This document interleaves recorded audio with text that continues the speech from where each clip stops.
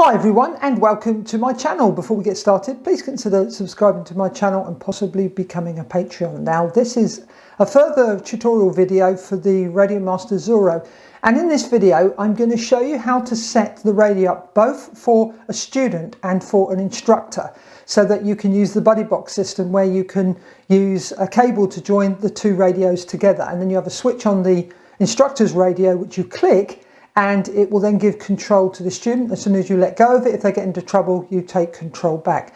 So let's take a look at the radio, and I will show you the settings for both the instructor and the student. Now, here we go. So the first one we're on is the student. Now, all we need to do here is set up a basic model, which I've already done. So if we go into the model settings, and we're going to go across. Now, the only adjustment we need to make to this model is to go into the model setup, go to setup, go to the bottom, and we need to change the trainer mode from master jack to slave jack. Now we have got other options in there. Let me show you these.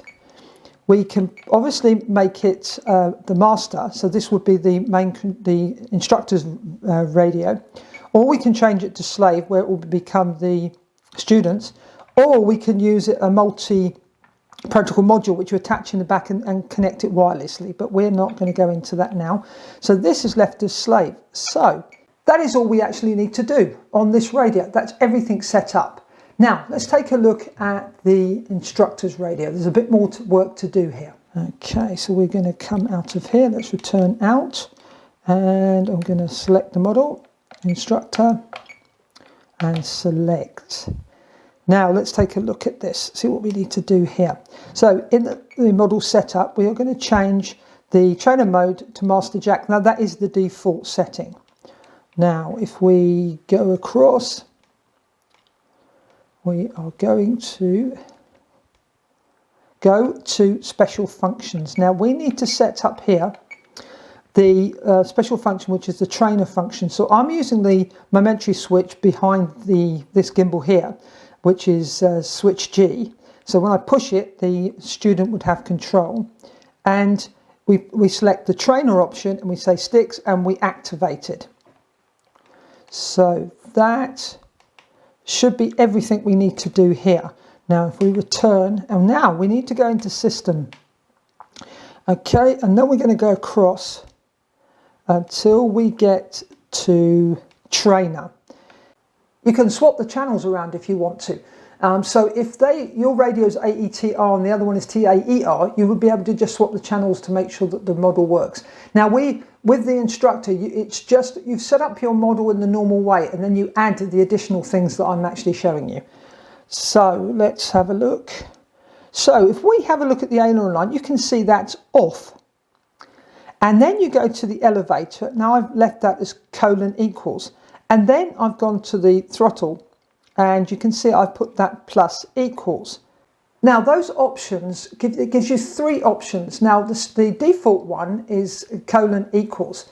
Now that means that the student, when you push the trainer button on the instructor radio, the student will have full control of that function. So in that, let's say ailerons. If it's plus equals, both the instructor and the student will have control of that control surface. And then if it's off, the instructor will have control of that control surface only. So that has explained those to you. Then we've got multipliers. When you can see there's a multiplier here. When I plug this in to show you this working, you're going to see that we can adjust this. If there's a discrepancy between the two radios, you will need to make an adjustment. Now, all the times I've set this up, I've never had to use that, but you can change the multiplier so you get the correct amount of movement on each of the channels. So then we go across. So that's everything we need to do on the programming. So let me join the two radios together and we can see if everything's working okay. Now you can see I've connected both of the radios to the DSC sockets on the back with a cable. So this is the instructor radio, this is the student's radio. Now if let's change which screen I'm looking at so we can see the channels. That one will be good.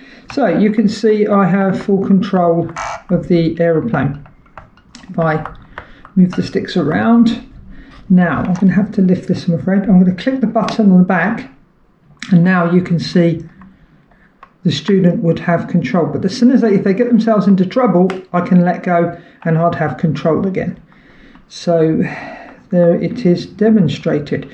Now let's just go into the system menu on the instructor radio and go across, and I want to show you the multiplier here, and you can see that it's proving that the signal's getting through to the instructor radio.